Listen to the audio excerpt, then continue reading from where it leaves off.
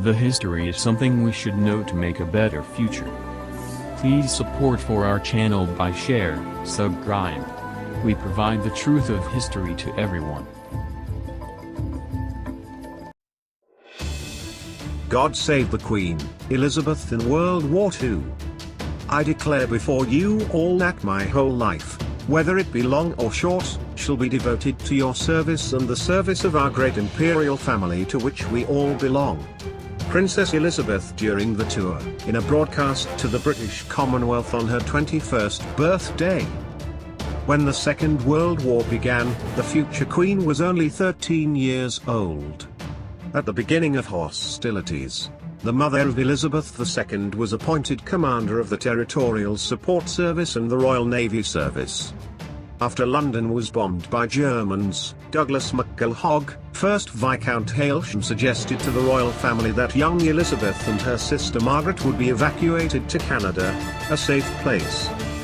The Queen's answer was unexpected and remained forever in the annals of history. It also motivated the inhabitants of the country to fight against Hitler's Germany. She replied that, "The children won't go without me, I won't leave without the king, and the king will never leave." For the first few winter months, Princesses Elizabeth and Margaret remained at Balmoral Castle in the Scottish Highlands. Balmoral has always been a haven for the royal family, and the young sisters remained there until the Christmas of 1939. After the mobilization of British troops and the blackouts began, the royal family moved to the house Sandringham in Norfolk but then returned to Windsor Castle. On October 13, 1940, for the first time, Elizabeth appeared on the Children's Hour radio program addressing children affected by the scourge of war. She stated, "We are trying to do all we can to help our gallant sailors, soldiers, and airmen, and we are trying, too, to bear our share of the danger and sadness of war.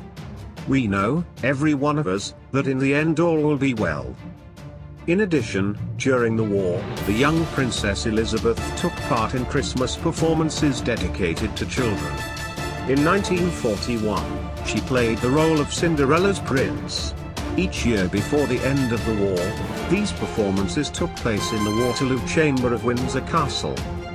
In 1944, Parliament changed the law, making Elizabeth one of the state advisors in the event of the King's incapacity or his absence abroad. In February 1945, she was appointed as an honorary second subaltern in the Auxiliary Territorial Service, ATS, with the service number of 230,873. Elizabeth was trained as a mechanic and driver. 5 months later, she received the rank of honorary junior commander. Because of this, she developed a love of driving which remains an important part of her life. The ATS was a female unit of the British Army. Women served at home and in France, performing work in various support roles although never in front-line combat. A large number of British women worked as nurses, radio operators, warehouse workers with weapons, postmen, and many other roles. Many of the privileged did not seek to avoid war. For example, Mary, the daughter of Winston Churchill, also served in the ATS.